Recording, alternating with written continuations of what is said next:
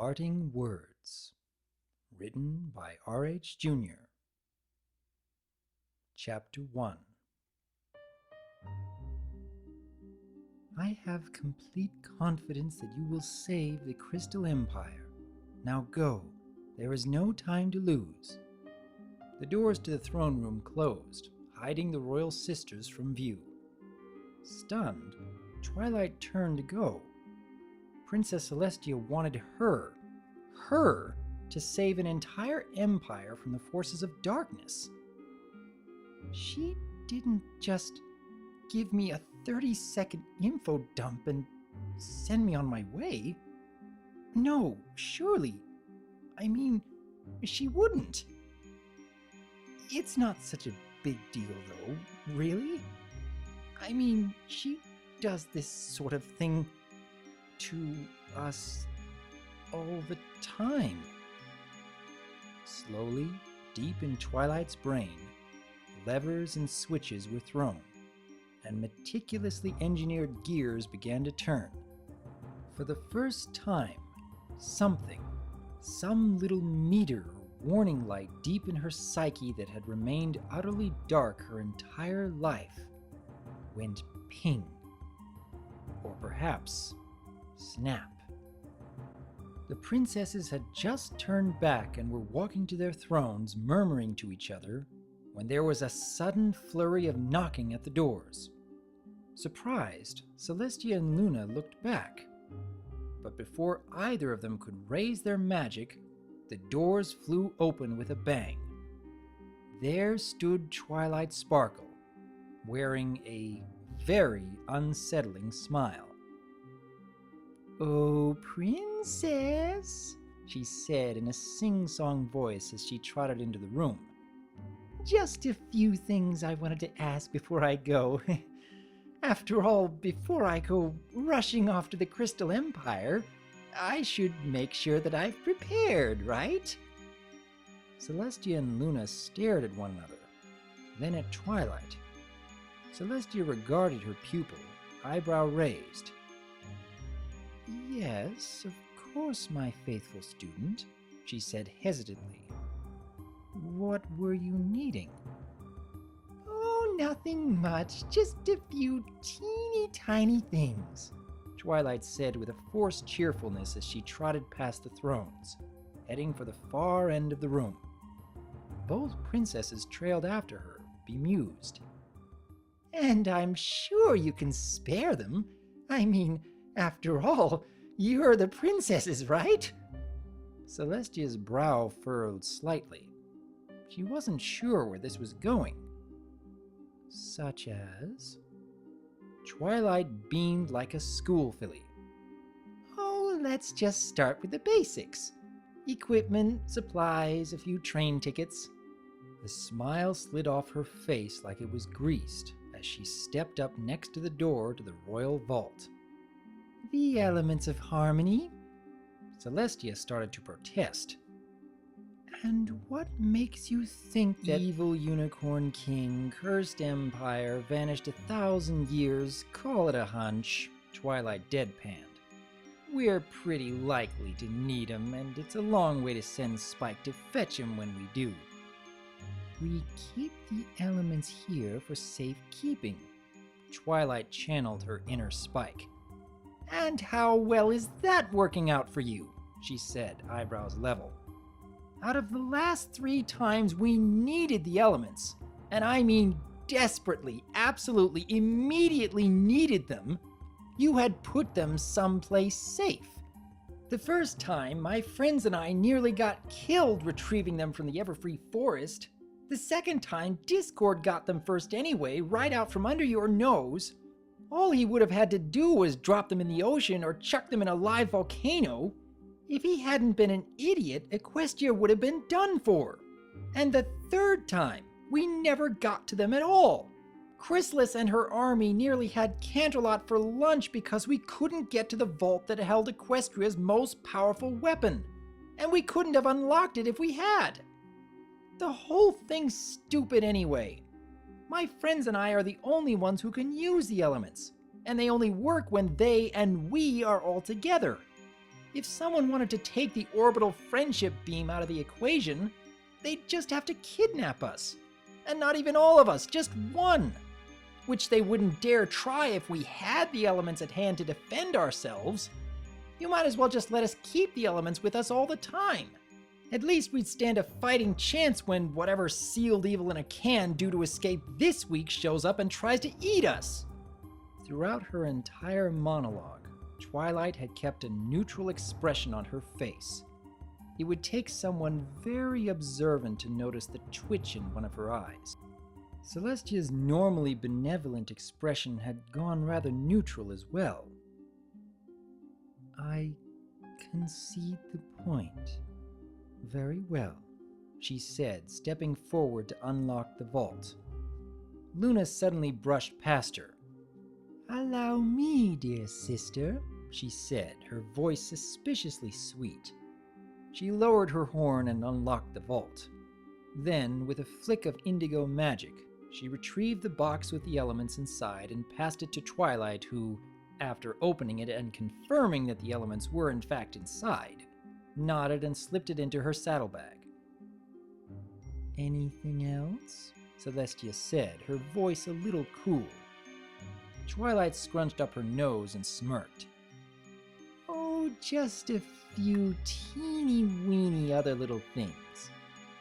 Celestia sighed. What? Guards, soldiers, you know, big, burly, covered in armor all over the place, spend all their time flexing their muscles at the noblewomen, supposed to protect Equestria from its enemies. Twilight, I'm not caring for this tone, Celestia said warningly. I've been thinking about that a while, Twilight continued as if Celestia hadn't spoken. That having a few soldiers along for a dangerous mission might be a good idea. I mean, at least since, that one time you sent me and 5 other teenage mares up a mountain to evict a giant fire-breathing dragon. Or when you sent us out alone to face Discord. Or that time... Celestia's face was red. You were in no real danger from the dragon. No danger? That dragon nearly had hickory-smoked unicorn for a bedtime snack, Twilight shrieked. The change was so startling that the princesses actually took a step or two back, hastily re-evaluating just how close the high-strung little unicorn was to an explosion. The last time Twilight had lost her grip, ponies had been turned into houseplants, and the school for gifted unicorns ended up needing a new roof. In the next blink, Twilight had composed herself and was back to speaking in her normal voice. So I decided it would probably be proper if, when I'm going out on a dangerous mission in the name of the crown, like say now, that my friends and I have some backup. Just a few ponies under my direction with more combat training and experience than a party planner, a dressmaker, a weather pony, a veterinarian, and a farmer. She held her forehooves apart. Just an eeny-weeny bit more. Not that it's particularly important, Twilight went on breezily. I mean, my friends and I are only the bearers of the elements. It's not like it would be a national catastrophe if we were stomped by a dragon, or eaten by an Ursa Major, or pincushioned with arrows by highway ponies, or kidnapped by buffalo, or point made, Celestia said tersely. The solar diarch was developing a rather frosty demeanor as this little discussion went on. The lunar diarch, however, was amused. Oh, quite sensible request, Twilight Sparkle, she said in a far too pleased voice. Canst thou think of anything else thou might desire? An expense account, maybe, Twilight noted. And maybe access to some of the royal amenities, like a royal zeppelin or the chariot, seeing as how we're in a hurry. 2 or 3 unicorn mages from the academy might be nice, she added, without looking up. She had laid out her saddlebags on the floor and was shuffling through their contents. In this case, one that's versed in the Crystal Empire might be handy, seeing as how I know diddly squat about the place. If not, I could still use some magical help, and some scholastic. Thus far, the magical expertise on the team has been me, and a seamstress. She looked up. Come to think of it, we're lopsided all the way through. We've got the best flyer in Equestria, and a Pegasus who almost never flies, plus an Earth Pony who's as strong as a team of oxen, and another who's 50% cake by body weight. It's a miracle we haven't been squashed like bugs half a dozen times. Seeing as I'm trying to break a curse on an entire empire, a few more ponies with some actual book knowledge might be, useful. Oh, and that reminds me, I have one more request. Twilight spun around and leapt forward, standing nose to nose with the Princess of the Sun. Celestia stumbled back and fell down on her backside in surprise. Tell me what is going on? Celestia, Diararch of the Sun, Princess of Equestria, the millennia-old Alicorn ruler, babbled. What do you... I've told you, but everything you need to know. Buffalo brownies, Twilight said. All the way back to Nightmare Moon, you've been treating me like a mushroom, keeping me in the dark and feeding me loads of horse apples. Luna suppressed a snort of laughter. Oblivious, Twilight went on speaking, mimicking the Solar Princess. Dear Twilight, get your nose out of those musty old books and go schedule a party. It's not like Night Eternal is about to fall or anything. I didn't tell you about Nightmare Moon because if I had, the plan would have been unraveled. You had to make friends, real friends, for the elements to work.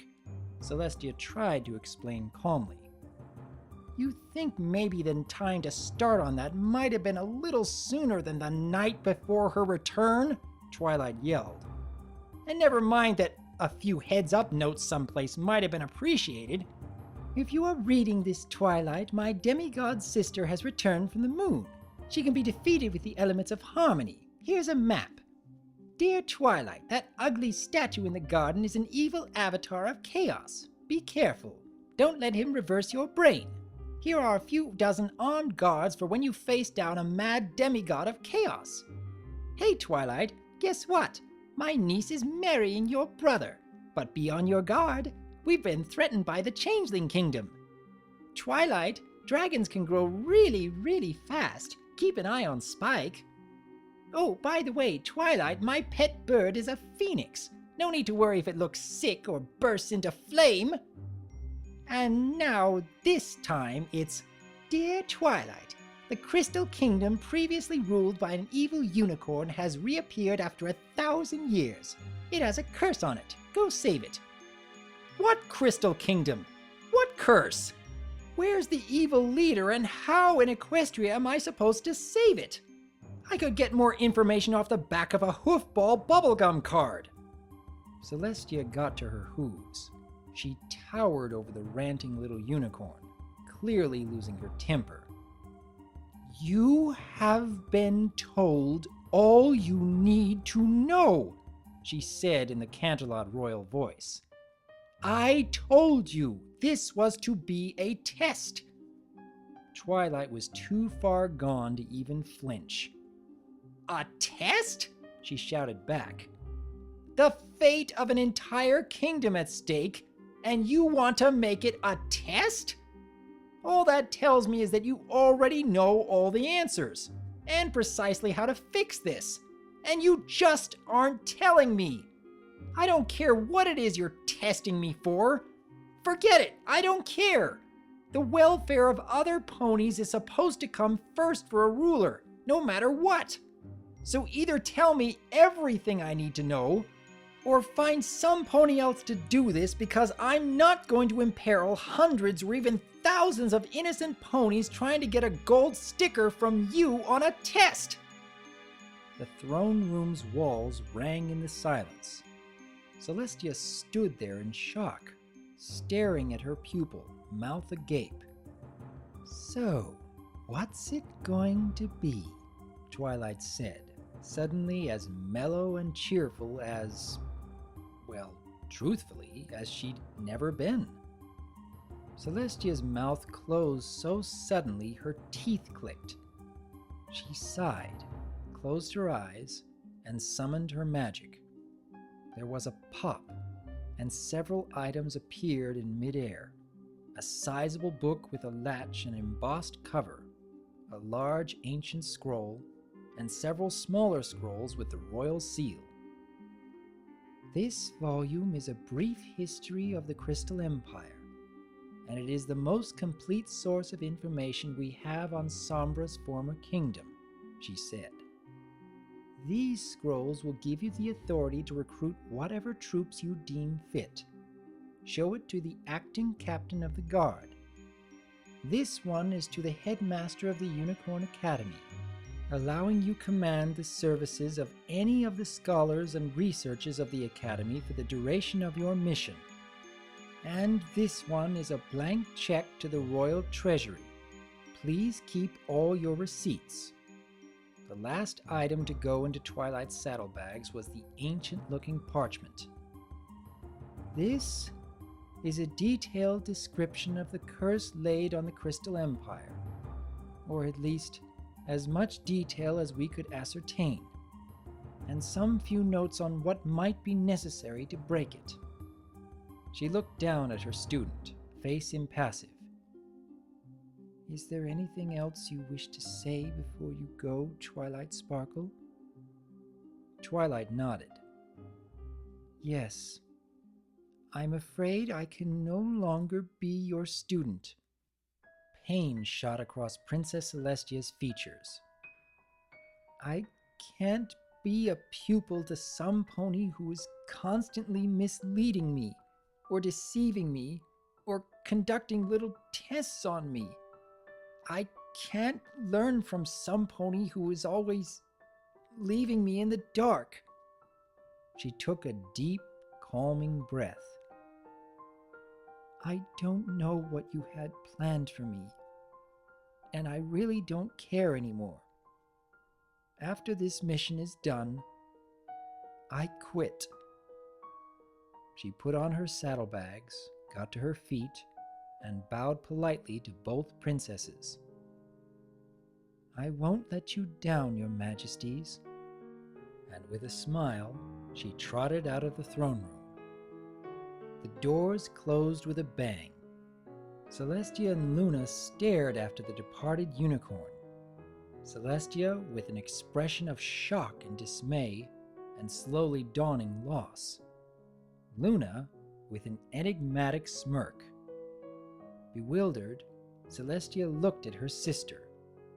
She found little comfort in the seemingly unfeeling grin on the lunar princess's face.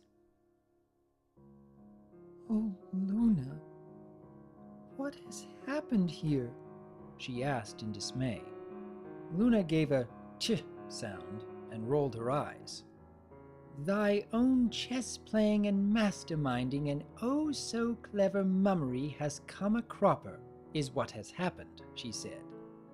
"Ponies speak of being unwilling pawns, but methinks even were they king and queen, they would resent being played with." Celestia shook her head. "But I had such hopes for her," she said. "This test was to be such an important step." "Fie on thy test," Luna said. Her knowing smirk grew into a know-it-all grin. "From what I did see, Twilight did pass the real test with flying colors." She sauntered past her unhappy sister. "Will thou do as well on thy portion of the exam, I wonder?" she added before vanishing into the shadows.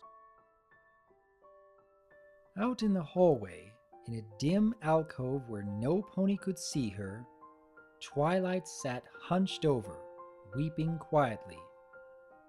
After a few minutes, her tears stopped. She wiped her eyes with a hoof and started walking again. Places to go, ponies to see. Enough time for regrets later. There was a crystal empire to save.